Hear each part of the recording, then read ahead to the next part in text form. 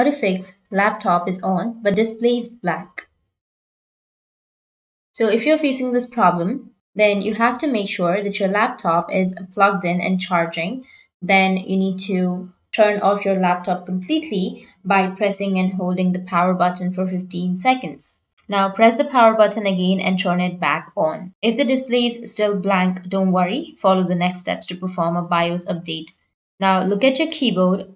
On your keyboard, you will find the Windows key and B key. So you just need simply press Windows and B keys together. So hold both the Windows and B key, and while holding them, press the power button.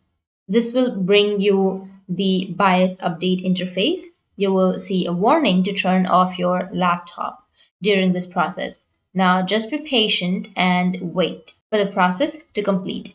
After that, you need to press enter key to continue. Your laptop should turn on normally after this. So that's how you can fix your laptop is on but display is black. And if you have any questions, feel free to comment below. Thanks for watching.